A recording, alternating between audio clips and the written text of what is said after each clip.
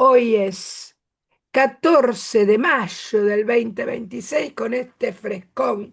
No hay otoño ni nada. Miren, estoy con medio resfriada.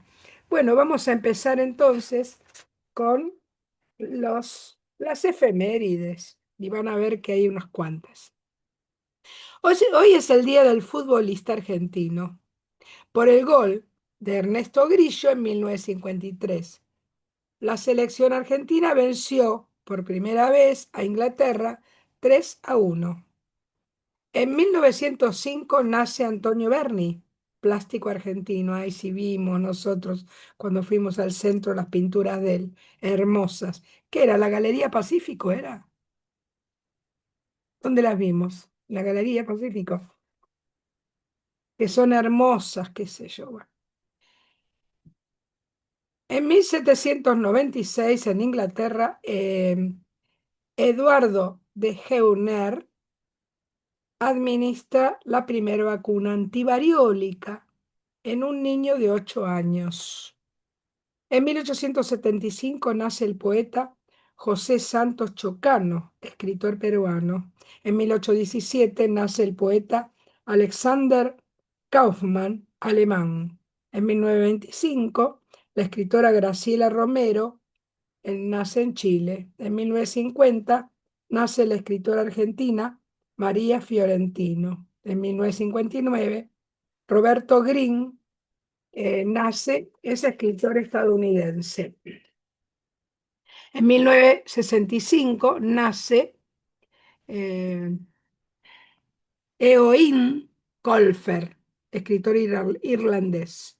En 1966 nace Jorge Schubert, escritor, actor argentino. En 1818 muere Matthew Lewis, novelista británico. En el 2003 muere Dante Quinterno, creador de las historietas de Paturuzú, argentino y dibujante. En el 2012 muere Mario Trejo, escritor y periodista argentino. Hoy también es el Día del Dirigente Deportivo en Argentina, en conmemoración a José Amalfitani, presidente del Club Vélez Arfield, que murió en 1969. En el 2018 muere Tom Wolfe, periodista y escritor estadounidense. También es el Día de la Manicura en Argentina. Bueno, y los santos son San Cartago, Santa Enedina, San Isidro, Santa Justa, San Poncio de Cimei y Santa Teodora. Bueno, vamos a empezar con María Magdalena Tiegui. A ver qué nos regala hoy.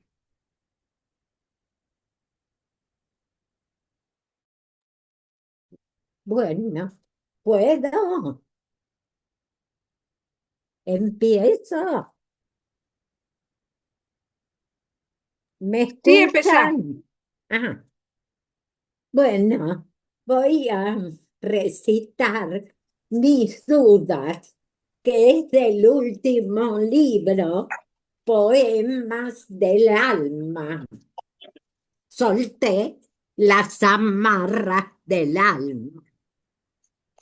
Bueno, un abismo sin respuesta.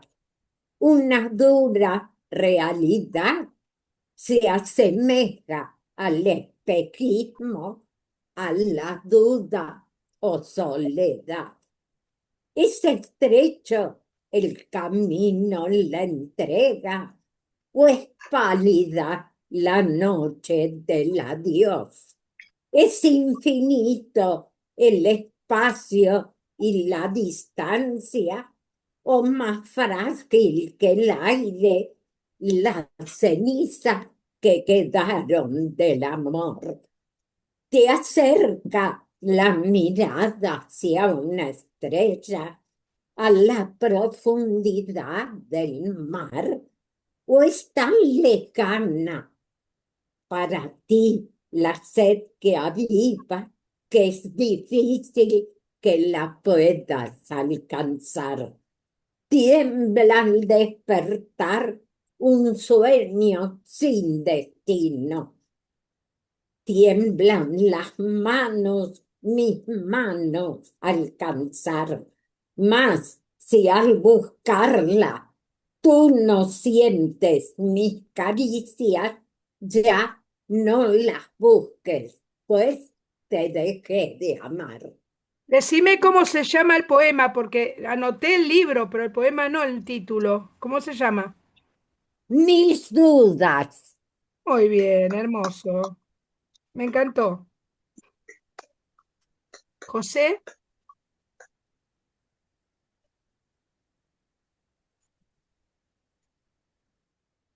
a ver, Ahí José. está, ahí está. Sí, estaba tratando de sacar la rayita roja del micrófono. Bueno, les voy a contar una historia. Tiene que ver, hace poco más de 50 años, compramos con mi señora un terreno, lo convertimos en una quinta. Tuvimos la quinta antes que la casa, porque yo alquilaba en esa época. Fueron 50 años de amistad que hicimos con una familia ahí cercana que tenía un pequeño tambo. Pasaron los años y el hijo de una de ellas, de las dos dueñas, Marta, modista, la negra, la hermana, y el hijo de la negra, albañil, atendía a unos animales que tenían las abuelas, y hacía algo de albañilería y cortaban el pasto. Él se acercaba, venía, caminaban rápido, cortaban bien, eran prolijos, eran confiables. Este, pasó el tiempo, nosotros nos juntábamos a comer los pastelitos de membrillo los domingos y tomar mate. Y Marta, una amistad que duró, le repito, 50 años con mi señora y conmigo. Yo le llevaba fotos, charlábamos mucho. No sabe Cristina lo que pasó. ¿Qué pasó, Marta? Ay, se vio Rubén, sí, Rubén, un hombre de 50 años, que en su momento había noviado, había construido enfrente del tambo una casa, se iba a casar y se quedó sin novia. La novia se fue con un chofer de la Serenísima y el hombre quedó colgado desde los 25 años, quedó nunca más. Y a los 50 años aparece con una novedad, no sabe qué pasó con Rubén, no, se fue al centro español, sí, un fin de semana, fue a bailar, sí, bueno, y parece que se enganchó con una señora viuda joven, 30 y pico, no llegaba a los 40, y me puede usted creer que la dejó embarazada. Pero Marta dice, ¿y cuál es el problema? ¿Es una bendición? Un hijo no, dice, pero ni se casaron ni nada, Marta, ¿en qué época vive usted? ¿No? Está bien, ¿a usted le parece que un hombre de 50 años se van a reunir, se van a encontrar con una pareja y se van a poner a jugar al tatetí, no sé, a las cartas?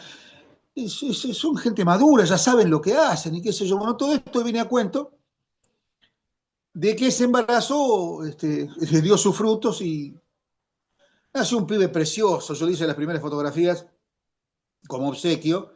No, el bebé tenía casi 5 kilos, 4 kilos y pico. Y todo esto viene a cuento que pasaron los años, bastantes años, y él había vuelto de juntar los animales, como le llamaba él, soltaban, tenían una docena de vacas las abuelas, algunas ovejas, un par de caballos, soltaba los animales en los terrenos del loteo, en los terrenos que todavía no estaban alambrados. Los llevaba a los terrenos más bajos donde comían pasto fresco.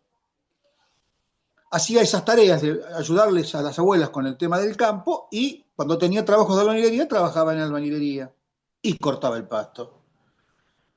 Y después de guardar los animales ese día venía con su hijo, como encorvado, Rubén, como vencido, con su frente con unas cuantas arrugas. Ya tenía, no tenía 50, ya el pibe tenía 8 o 9 años. Y venían de la casa de la madre en el tambo, venían rumbo a su casa, que quedaba unos 80 o 90 metros, y justo yo había ido a pagar el corte de pasto a la señora Mari. Y lo ve a él que viene acercándose, dice, Rubén, dice, tengo buenas noticias. A todo esto le estaba cortado de trabajo porque había paros y hacían piquetes en la ruta que 192 que daba a Luján, así que no podía hacer los trabajos que tenía en Luján de albañilería, así que andaba medio corto de platita. Tengo buenas noticias. Sí, contame, dice. Llamó don Ramón, de acá de la cancha de polo, un delincuentazo, un senador, entre comillas, en ese momento, con muchas trampas varias. Dice, te llamó don Ramón para que ya empieces con las caballerizas el lunes, ya tiene todos los materiales acopiados. Ustedes no sé si me van a creer, pero me dio la sensación como que empezó a caminar un poco más derecho, los pocos metros que le faltaban. Y le digo más, hasta se le borraron un par de arrugas en la frente. Estaba contento, contento con su trabajo. Él necesitaba trabajar. Y la mujer lo esperaba con esa noticia. Iba con su hijo, jugó con el pelo, llegó mejor de lo que había salido. Feliz de poder trabajo. Al hombre lo dignifica el trabajo.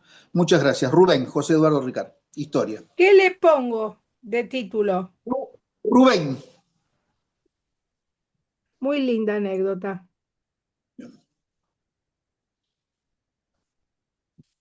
Bueno, vamos a decirle a Elisa que lea, si después así se queda tranquila Bueno, bueno, y muchas se va gracias, cuando tiene que Cristina. irse. Saludos a toda la familia, a los hermosos participantes, y los escucharé después en diferido. Pero bueno, hermosa historia la que se mandó José, porque la verdad que nos dejó pensativo un poco, ¿no es Sí, cierto? sí.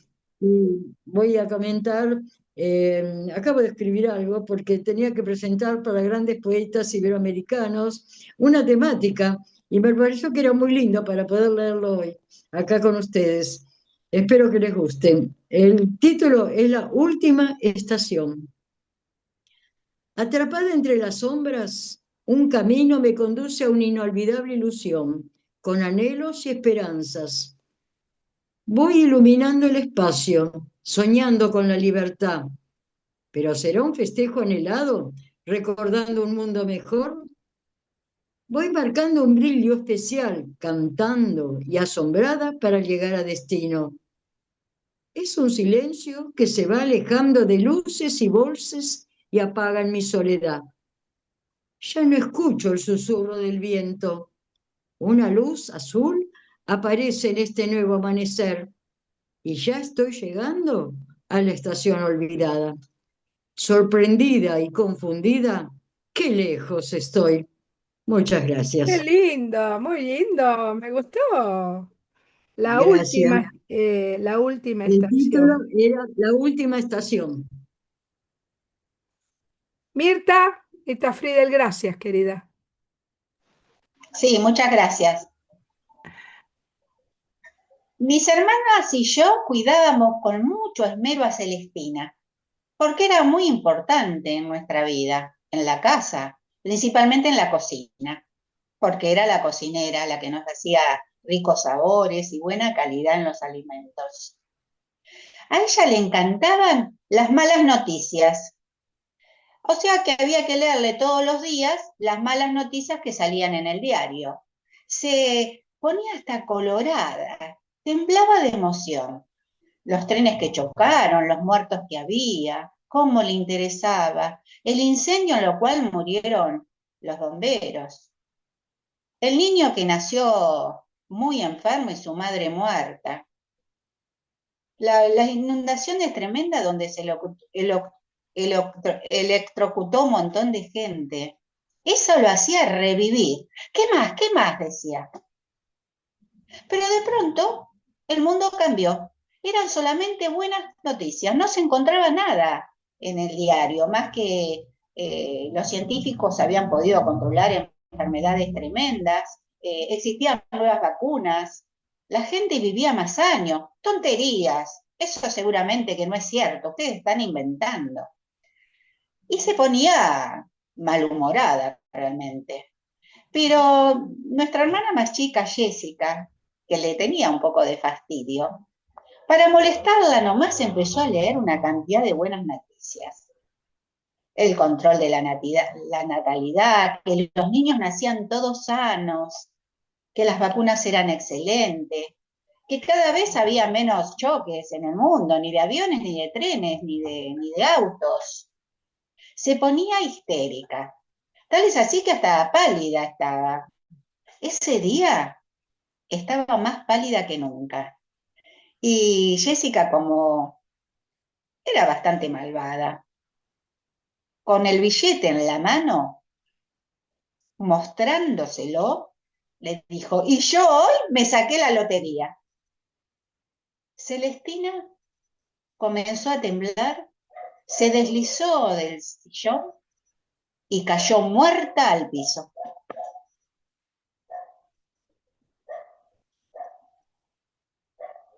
¡Mamma mía! ¡Ah! ¿Cómo lo terminaste, Mirta? ¿Cómo se llama? Bueno, ¿de quién puede ser este cuento? Celestina, muchos ya deben saber que Silvino Campo ya no nos sorprende. No, no, cuando decís la autora, ya nos... Ya Linda sabemos. adaptación que hiciste, Mirta, qué linda Sí, adaptación que hiciste. linda adaptación. Me encantó. Gracias, Pero no me gracias, daba muchas cuenta porque gracias. hace tanto tiempo que lo leí, viste, que uno se va olvidando un poco. Claro. Sí. Gloria, Yo, gracias, querida. no, al contrario. Bueno, esta historia, el cuento, se desarrolla en un pueblo pequeñito, donde pasa un tren que lleva a mucha gente a la ciudad para trabajar o hacer algún trámite burocrático. Tiene dos personajes principales, Federico, abogado y dueño de un buffet de 30 años, alto, delgado, su nariz un poco aguileña, sus ojos marrones profundos, parecía de origen árabe por su color de tez. Su traje siempre impecable. Amanda, de 25 años, maestra, era de mediana estatura, pero con un cuerpo delgado, pero con buenas formas. Ella tenía el pelo rojizo, abundante y enrulado, unos ojos no muy grandes, pero vivaces, y a veces grises y a veces verdes. Su boca era pequeña, pero resaltaba por sus labios con un rouge color rojo intenso. Amanda esperaba el tren todas las mañanas en esta estación vieja, pero muy cuidada. Su estructura era de madera pintada de verde y una galería para que los pasajeros esperaran sentados en los largos bancos, tipo los de las plazas de hierro y madera. A los costados, unos macetones con plantas con pequeños arbustos y algunos con hortensias o calas o yerberas que le daban la nota del color. Samuel, que cada día le entregaba su boleto, la conocía bien Amanda, porque hacía mucho que trabajaba ahí. Sabía que ella estuvo recluida cuidando a sus padres con esmero hasta su muerte y después, con pocos recursos, tuvo que ir a trabajar a la ciudad, porque en la única escuela del pueblo no había lugar para una maestra más. Las bocinas del tren se dejaban oír con una puntualidad suiza o inglesa. Un día Amanda, que siempre se sentaba al lado de la ventanilla porque le encantaba contemplar los campos sembrados de maíz o girasol, con esas flores que miraban siempre el sol, o ver una tropilla de caballos corriendo o el ganado vacuno muchas veces pastando. No se dio cuenta que en la estación siguiente un señor se había sentado a su lado. Cuando dejó de mirar el afuera, tomó un libro de su bolso, pero se le cayó al suelo. Fue entonces que Federico, muy caballero, se agachó al alcanzarlo. Sus ojos se entrecruzaron. Hubo un cupido tirando sus fletes. Ella le agradeció su gesto y se puso a leer. Y algo se dio cuenta, leía y releía sin entender. Había quedado impactada. Él pronto inició la conversación. Como buen abogado, era muy hablador y se le sumaba que era muy simpático. Federico le invitó a desayunar. Ella le dijo que no podía porque era secretaria en una salita médica donde había varios médicos y los pacientes llegaban puntuales. Federico le dijo entonces: ¿a qué hora te desocupas? Y ella le contestó: a las 17. Nos encontramos en la confitería La Dulzura, dijo él sin perder tiempo, y agregó: a tu salida. Se encontraron, charlaron mucho, fueron entablando una relación amorosa intensa que se repitió por un tiempo. Pero un día, a la salida de su trabajo, la llevó a su bufete